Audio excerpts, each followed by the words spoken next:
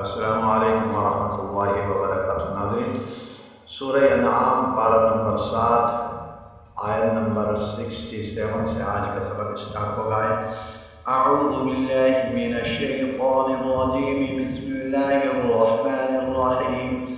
व इज़ा रअयतल लज़ीना यख़ूज़ूना फ़ी आयातिना फ़अअरिज़ अन्हुम हत्ता यख़ूज़ू फ़ी हदीसिन ग़ैरिही वइम्मा युनसियन्नका अश-शैतानु फला तक़उद बअद अज़-ज़िक्रा मअल क़ौमिज़-ज़ालिमीन। वमा अलल लज़ीना यत्तक़ूना मिन हिसाबिहिम मिन शैइन वलाकिन ज़िक्रा लअल्लहुम यत्तक़ून।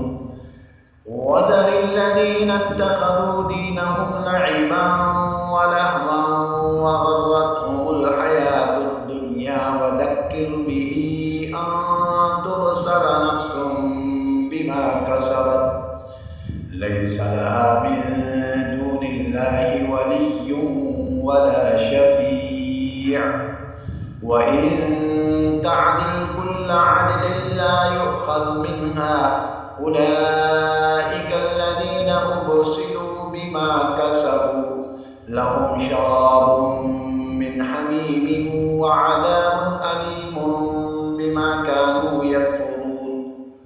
क़ुल अनदअू मिन दूनिल्लाहि मा ला यनफ़अुना व ला यदुर्रुना व नुरद्दु अला अअक़ाबिना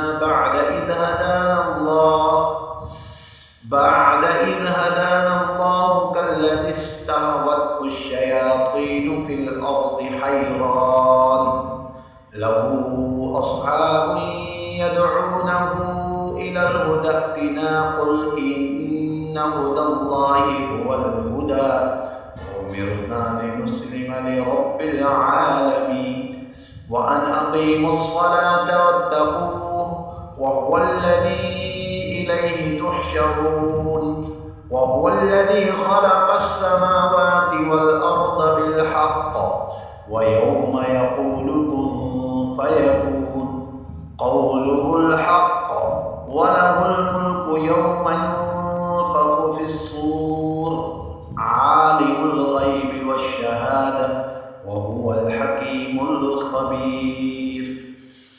आयत नंबर 73 तक मुकम्मल हुआ। नेक्स्ट वीडियो में मुलाकात होगी। वस्सलामु अलैकुम वरहमतुल्लाहि वबरकातुहू।